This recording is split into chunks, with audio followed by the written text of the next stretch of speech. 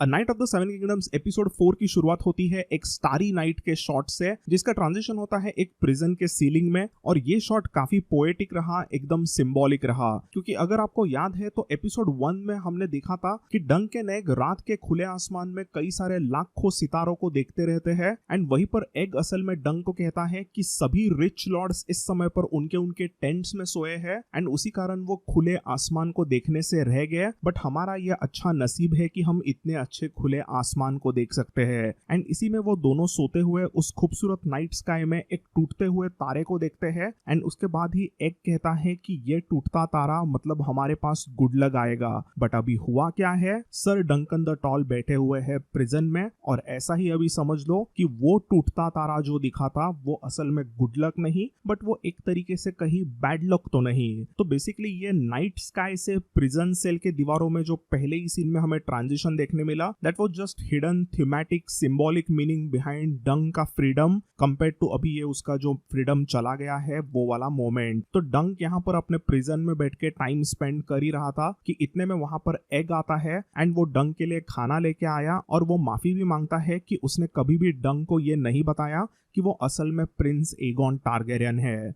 But of course इसके बावजूद डंक काफी उसके ऊपर गुस्सा है, क्योंकि उसे लगता है कि उसके भोलेपन का, उसके नादान बिहेवियर का एग ने इस्तेमाल किया एंड उसे जो चाहिए वही किया विदाउट थिंकिंग कि इन सब चीजों से डंक पर क्या बीत सकती है।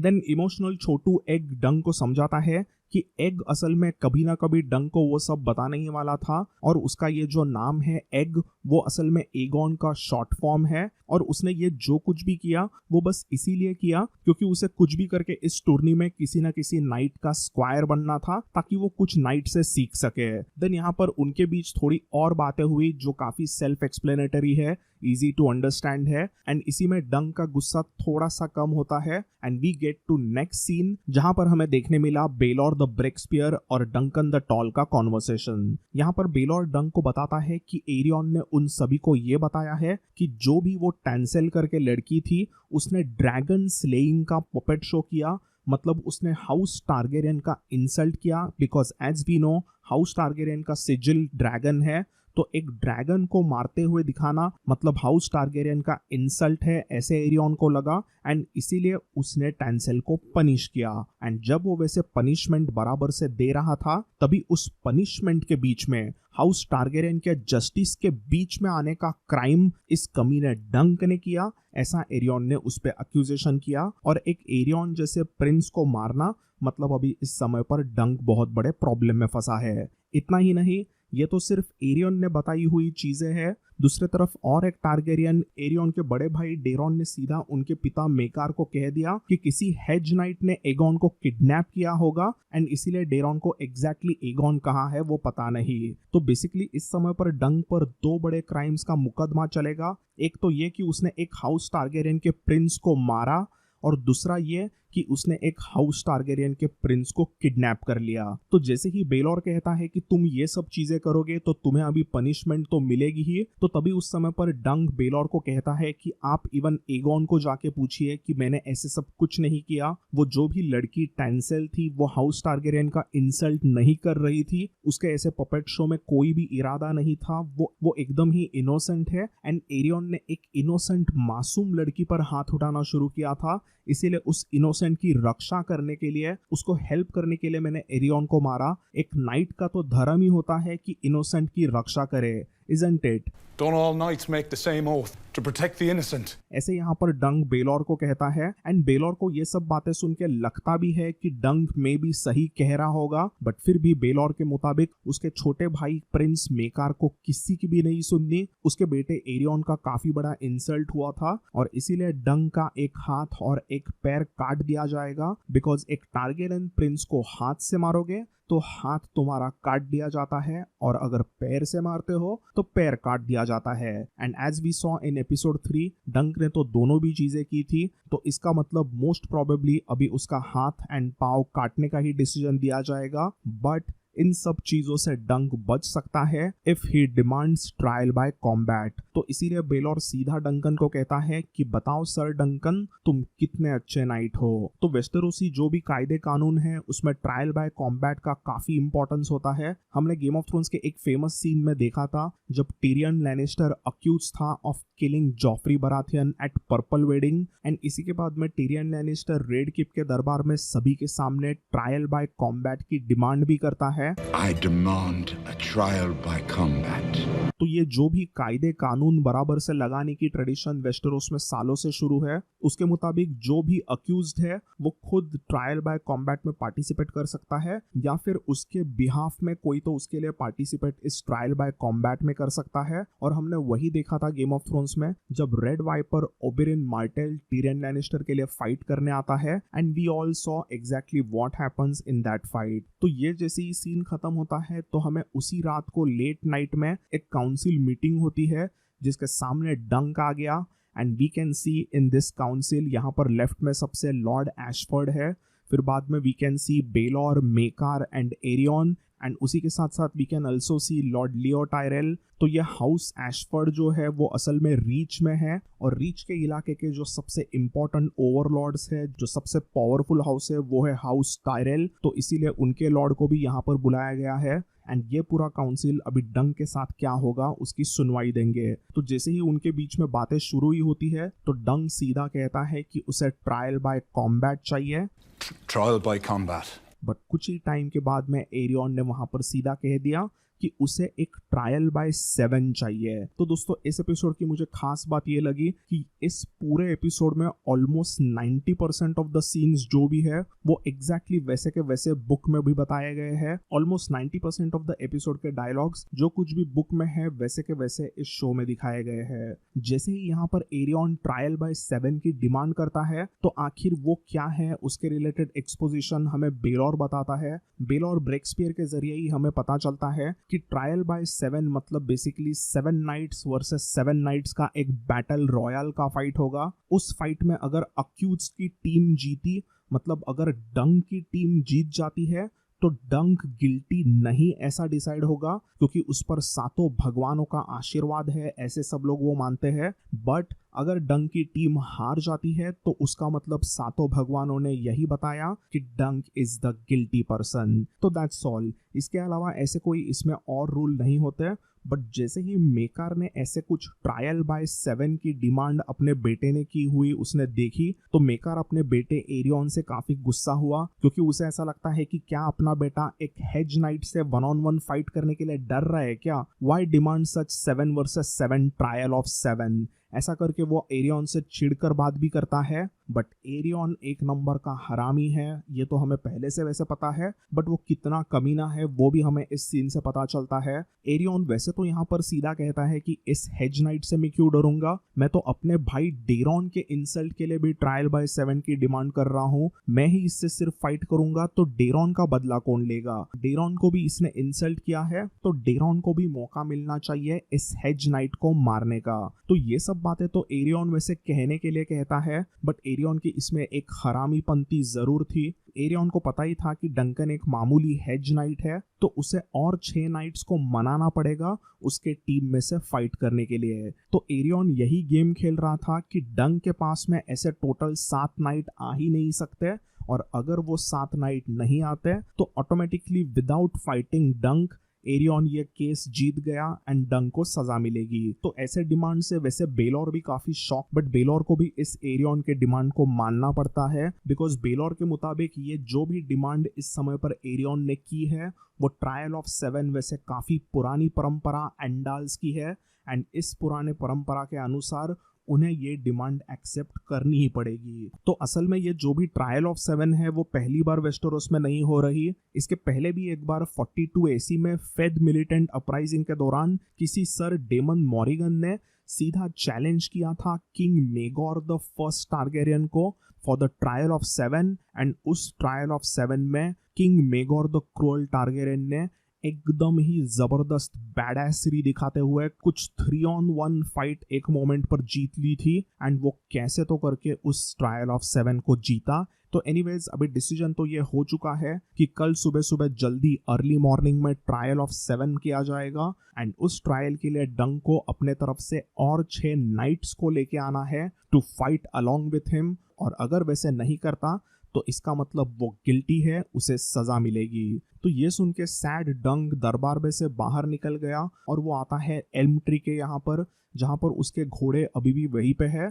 बट उतने में वहां पर आता है रेमन और रेमन उसे लेके गया फॉसोवे टेंट में, जहां पर पहले से अंदर स्टेफन भी था। और उन दोनों को जैसे ही डंग बताता है कि एग्जैक्टली अभी क्या होने वाला है, तो सर स्टेफन फॉसोवे सीधा डंग को बताता है कि वो उसके तरफ से फाइट जरूर करेगा। एंड इसी के साथ अभी डंग के पास में एटलीस्ट एक फाइटर तो आया है। एंड इसी में रेमन भी कहता है कि उसको भी डंग के तरफ से फाइट करने का इरादा है, बट स्टेफन उसको सुना देता है कि वो वैसे नहीं कर सकता क्योंकि रेमन इस समय पर नाइट नहीं। एंड ऐसे कह के स्टेफन कहता है कि इस समय पर अभी तुम्हारे पास मैं तो हूँ, बट तुम्हें और फाइटर्स की जरूरत पड़ेगी तो उन्हें मैं ढूंढ कर लाता हूँ, मुझे कुछ लोग पता है, उसमें से 1-2 नाइट्स तो तुम्हें जरूर सपोर्ट करेंगे। ऐसा कह के स्टेफन वहां से निकल गया and Raymun and Dunk discussion कर रहे थे कि अभी वो क्या करेंगे क्या नहीं, कि इतने में वहां पर आता है एग एंड उसके साथ में वहां पर आया था इवन डेरॉन द ड्रंकन, जिसे देख के डंग को काफी गुस्सा आया एंड उसके गले पर सीधा खंजर को रख के एकदम वो उस पर चिल्लाता है कि तुमने मेरे खिलाफ झूठ क्यों बोला कि मैं तुम्हारे भाई को लेके भाग गया था ऐसे। तो डेरॉन का पहले ही डायलॉग में हमें पता चलता है कि he is one of the funniest Targaryens ever. वो कहता है कि ठीक है मैं तुम्हें बताता हूँ कि एग्जैक्टली मैंने वैसे क्यों किया, बट तुम मेरे पेट में खंजर घुसाने के पहले मुझे थोड़ा सा एक ग्लास में वाइन तो दे दो। ऐसे वो फनी अंदाज में बात करता है, बट डंग का गुस्सा कम नहीं होता। तो डेरॉन उसे समझाता है कि उसके पिता मेकार ने जब उसे पकड़ लिया था एक इन में, तभी वो उसे पूछते हैं कि एगॉन कहाँ पर है। तो डेरॉन के पास में वैसे कोई जवाब नहीं होता, तो वो बस कहता है कि कोई उसे लेके भाग गया। एंड ऐसे कहने से डेरॉन चाहता तो नहीं था कि वो किसी को फंसा दे, बट ऐसे डेरॉन के कहने के वजह से ना चाहकर भी डंग उस झूठ के प्रॉब्लम में फंस गया है, क्योंकि एगॉन को डंग ने ही किडनैप किया, ऐसा ही एक तरीके से अक्यूजेशन हो गया। तो यहाँ पर अपना छोटू एग डंग को बताता है कि उसके पापा मेकार अभी एरियन को फाइट में ज्वाइन करेंगे एंड उसी के साथ 3 किंग्सगार्ड भी उस टीम में रहेंगे। एंड एज वी नो इसके कारण उनकी टीम अभी काफी डेडली हो चुकी है। देन इसी में डेरॉन कहता है कि उसे किंग्सगार्ड, एरियन और मेकार के साथ में इस ट्रायल ऑफ 7 में फाइट करने में कोई भी इंटरेस्ट नहीं। वो थोड़ी देर के लिए उस फाइट में बहादुरी दिखाएगा, बट कुछ ही टाइम के बाद में अगर डंक ने उसके हेलमेट पर हल्के से भी मारा तो वो नॉकआउट होने की एक्टिंग करेगा। ये सुनकर डंक को डेरॉन के ऊपर और भी गुस्सा आया, क्योंकि वो उसे कायर समझ बैठा। बट जैसे ही एग ने डंक को कहा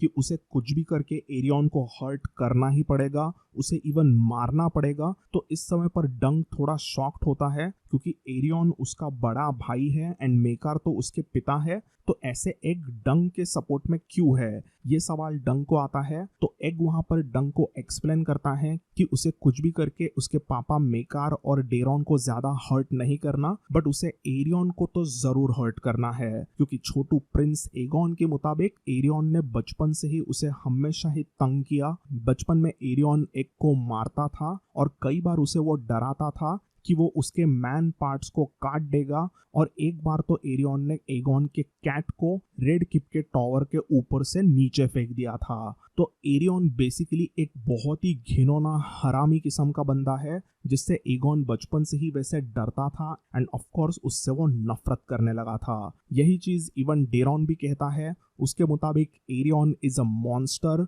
एंड उस पागल एरियन को लगता है कि वो एक ड्रैगन है इंसानी रूप में। एंड इसीलिए उसने जब उस पपेटियर को एक ड्रैगन को मारते हुए देखा तो उसे लगा कि वो उसका ही इंसल्ट है, ना कि हाउस टारगेरियन का। वो अपने आप को ही ड्रैगन समझता है, तो एक ड्रैगन को जलाना मतलब उसे ही हर्ट किया है, ऐसे टैंसेल ने उस पपेट शो में दिखाया। ऐसे एरियन को लगा एंड उसने अपने पागलपन के गुस्से में उस टैंसेल को जाके हर्ट किया। ये सब बताने के बाद में ही डेरॉन का और एक फनी डायलॉग यहाँ पर है। वो कहता है कि एरियन अभी हाउस टारगेरियन में है, इसलिए वो अपने आप को ड्रैगन समझता है, बट अगर वो हाउस फॉसोवे में जन्म लेता तो वो अपने आप को एप्पल समझ बैठता। तो ये सब कुछ जैसे ही होता है तो डेरॉन सीधा कहता है कि उसे डंग के साथ में अकेले में बात करना है। एंड फिर टेंट के थोड़ा सा बाहर डेरॉन और डंग की बात भी होती है, जिसमें डेरॉन ने डंग को बता दिया कि उसने कई बार उसे अपने सपने में देखा था। Stay the fuck away from me. Yeah.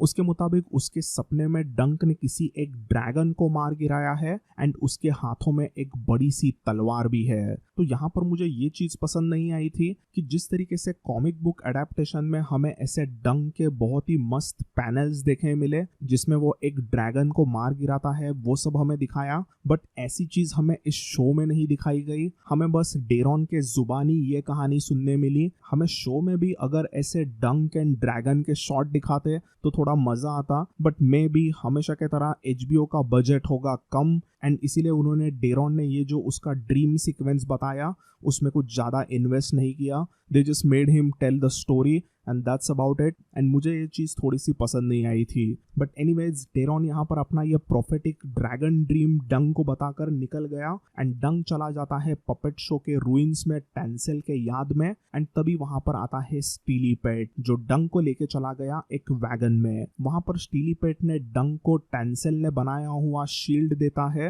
And we finally get to see sir Duncan the toll का सिजिल। यहाँ पर we can just see the sunset colours का background with a shooting star and a green elm tree. Dunk अपने खुद के सिजिल को देखकर वैसे काफी इमोशनल हो गया, बट वो देखते देखते वो सीधा स्टीली पेट को कहता है कि ये जो भी शील्ड है it is painted up like a death. उसे उस शील्ड को देख के उसकी मौत ही नजर आ रही थी, क्योंकि डंग के मुताबिक उस शील्ड पे वो जो फॉलिंग स्टार है मतलब वो वही दिखाता है कि वो उसकी जिंदगी भी फॉल हो रही है मौत के तरफ। तो डंग इस फॉलिंग स्टार को जैसे मौत से कंपेयर करता है, एग्जैक्टली उसके उल्टा स्टीली पेट का एक अलग इंटरप्रिटेशन इसमें से हमें पता चलता है। पेट सीधा डंग को कहता है कि तुम उस फॉलिंग स्टार को मत देखना, असली चीज है एल्म ट्री जो कि कितना हरा भरा और खूबसूरत सुंदर है, उसमें काफी जान है खूबसूरत समर डेट्स को देखने की। तो पेट की इन बातों से डंग को थोड़ा सा अच्छा लगता है एंड आगे इवन पेट ये भी बताता है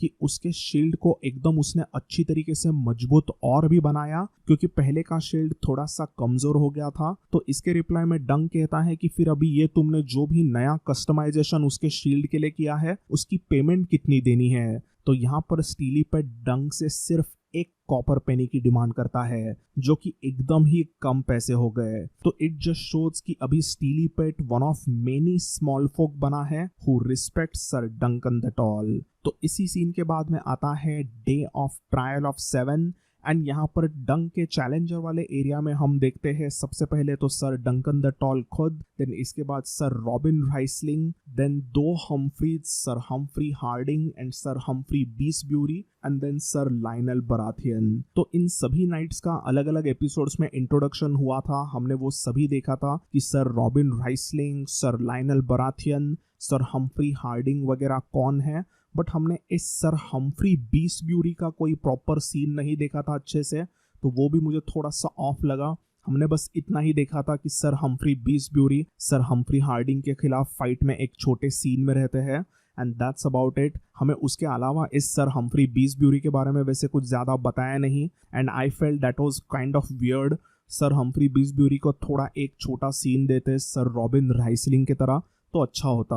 तो एनीवेज हमें इतना तो पता चल गया है कि सर डंकन द टॉल की ये अच्छे से टीम हो चुकी है एंड ये टीम होने का रीजन है एग। रात के अंधेरे में एग ही इन सभी नाइट्स को जाके मिलता है और उसी ने ऑफ द स्क्रीन उन सभी को कन्विंस करके यहाँ पर इस बैटलफील्ड में लाया। तो ये और एक मेरा छोटा क्रिटिसिज्म था कि जिस तरीके से बुक में हमें वो सभी चीजें ऑफ द पेजेस दिखाई गई थी, तो यहाँ पर इवन शो में भी वो सभी चीजें ऑफ द स्क्रीन होती है। अगर हमें दिखाई देता कि एग कैसे अलग अलग नाइट्स के पास में जाके उन्हें कन्विंस करके यहाँ पर लेके आता तो वो थोड़ा सा मजेदार होता देखने के लिए, बट अभी हमें जस्ट इमेजिन करना है कि एग रात के अंधेरे में अलग अलग टेंट्स में गया और उसने इन सभी को कन्विंस करके इस ट्रायल बाय 7 के लिए वो लेके आ गया। तो ये जैसी ही बातें होती है तो इतने में वहां पर शोर हो गया, क्योंकि वहां पर आते हैं 3 व्हाइट आर्मर में किंग्सगार्ड के 3 नाइट एंड 3 ब्लैक आर्मर में 3 टारगेरियंस के नाइट्स। इन 3 व्हाइट नाइट्स ऑफ किंग्सगार्ड में आते हैं ser William Wylde, ser Donnel of डस्केंडेल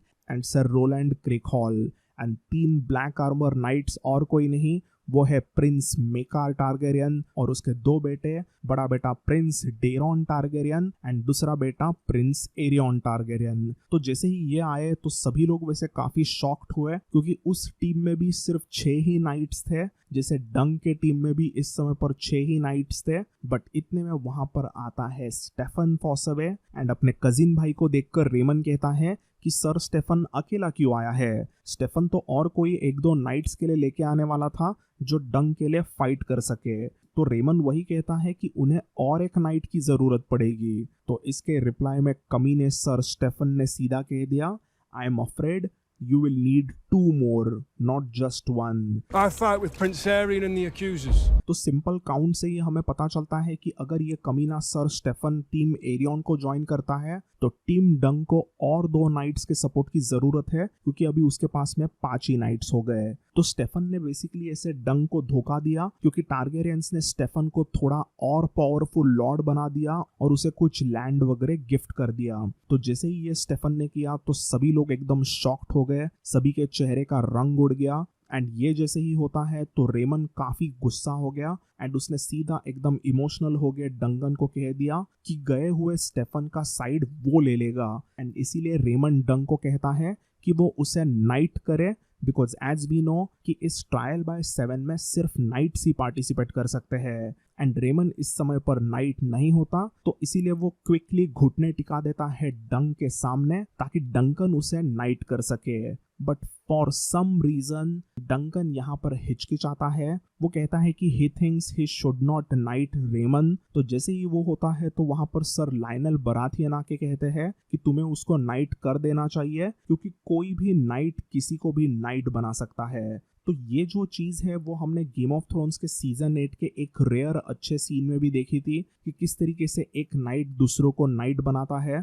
तो पूरे गेम ऑफ थ्रोन्स के सीरीज में लेडी ब्रियन काफी अच्छी फाइटर होने के बावजूद उसे किसी ने भी नाइट नहीं किया होता एंड वही चीज इवेंचुअली सीजन 8 के एक एपिसोड में हुई जब जेमी लैनिस्टर ने ब्रियन को एक नाइट बना दिया एंड ये होते ही वो काफी इमोशनल भी हो गई थी। तो बेसिकली जो चीज सर जेमी लैनिस्टर ने ब्रियन के लिए की वही चीज यहाँ पर डंक को रेमन के लिए करना था, उसे उसको नाइट बनाना था। बट ऐसे करने से वो हिचकिचाता है एंड इसी सीन के वजह से डंक एंड एग के सभी फैंस में यही डिबेट्स है कि क्या सही में डंक नाइट था। तो जॉर्ज आर आर मार्टिन की राइटिंग हमेशा ही बुक्स में ऐसे रही है कि वो कई बार बुक्स के अलग अलग प्लॉट पॉइंट्स में छोटे मोटे से ओपन एंडेड चीजें रख देते हैं जिसके कारण सभी फैंस उन चीजों के रिलेटेड डिबेट्स करते हैं एंड उसी कारण एक तरीके से फैंडम में भी एक एक्साइटमेंट रहती है उन सभी क्वेश्चंस का आंसर ढूंढने में।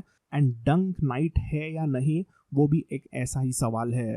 तो हमें शो में जैसे बताया है वैसे ही बुक में भी यही बताया गया है कि डंक वैसे सबको बताता तो है कि वो नाइट है क्योंकि उसे सर आर्लन ऑफ पेनिट्री ने नाइट बनाया, बट इट सीम्स लाइक डंक को एक नाइट कैसे बनाया जाता है, उसकी जो भी रस्म है उसमें कौन से वर्ड्स होते हैं वही नहीं पता क्योंकि मोस्ट प्रोबेबली सर आर्लन ने डंक को कभी नाइट बनाया ही नहीं था। डंक को मोस्ट प्रोबेबली एक नाइट मतलब क्या होता है ये तो पता था, गरीबों की रक्षा करना, इनोसेंट्स की मदद करना एंड जो भी चीजें for which a night stands for वो डंक को पता था, बट उसको ये नहीं पता था कि दूसरों को नाइट वगैरह कैसे किया जाता है। तो अभी ऐसा नहीं है कि सभी लोग कहते हैं कि डंक नाइट नहीं होगा, कईयों को ये भी लगता है कि डंक वैसे जरूर नाइट होगा since he is thick as castle wall, तो वो इतना बड़ा झूठ सबसे नहीं कहेगा। But you never know, as I said this is very open ended debate to discuss about.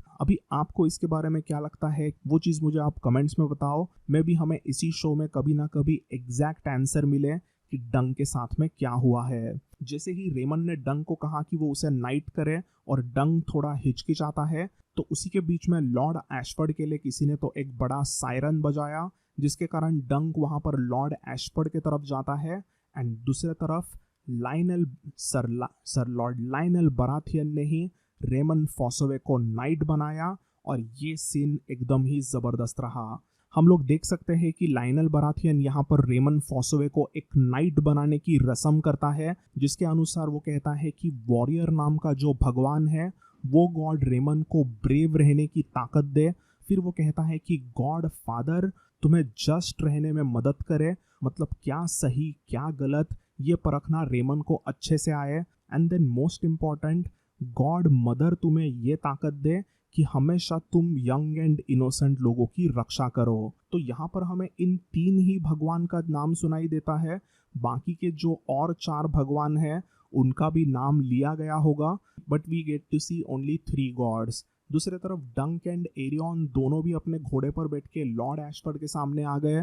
तो यहाँ पर लॉर्ड एशफोर्ड कहते हैं कि ये फाइट तो 7 वर्सेस 7 ही होगी, बट इस समय पर सैडली डंक के पास में तो 6 ही नाइट्स है। तो डंक कहता भी है कि मुझे इस फाइट को 6 वर्सेस 7 ही फाइट करने दो, but of course Lord Ashford ऐसे डिमांड से मना करते हैं। वो कहते हैं कि अगर तुम्हें इस फाइट में पार्टिसिपेट करना है तो तुम्हें और एक बंदे को लेके आना ही पड़ेगा, और अगर तुम ये नहीं लेके आए तो तुम गिल्टी हो एंड तुम्हें हम सजा देंगे। तो जैसे ही ये हुआ तो उसके बाद जो कुछ भी हुआ वो काफी सेल्फ एक्सप्लेनेटरी है। डंग सीधा कई सारे लॉर्ड्स के सामने जाकर कहता है कि तुम लॉर्ड्स में से कोई तो एक लॉर्ड मेरे साइड में आके मेरे तरफ से फाइट करो, क्योंकि मैंने जो किया वो सही किया, मैंने एक इनोसेंट की रक्षा की। एंड ऐसी सब रिक्वेस्ट करने के बाद में फाइनली एक बंदा सर ऑथो ब्रैकन खड़े भी होते हैं, but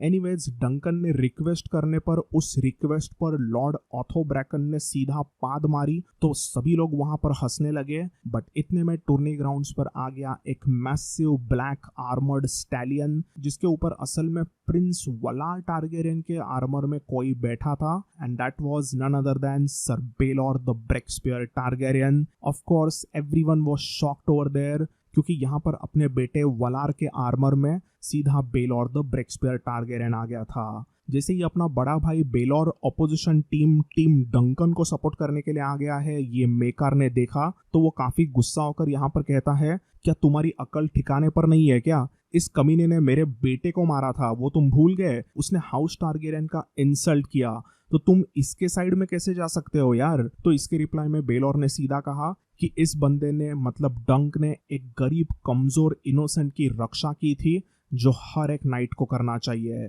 let the gods decide कि आखिर सही कौन है और गलत कौन है। Let the trial of 7 begin. ऐसा कहकर बेलोर यहाँ से निकल गया, and we get to see more reaction shots of everyone. इसी में हम इस खूबसूरत बंदी को भी देखते हैं जिसे हमने फर्स्ट एपिसोड में देखा था, and I am pretty sure कि इस हसीना को अगले एपिसोड में एक इम्पॉर्टेंट डायलॉग मिल सकता है, जिसका मुझे बेसब्री से इंतजार है। तो दोस्तों वो तो हमें नेक्स्ट एपिसोड में देखने मिलेगा। अगर आपको ये सिंपल स्ट्रेट फॉरवर्ड एपिसोड अच्छा लगा, मेरा ब्रेक डाउन एंड रिकैप पसंद आया, तो इस वीडियो को लाइक जरूर कीजिए, and you know what to do. तो thanks for watching, I will see you all in the next one. चाओ।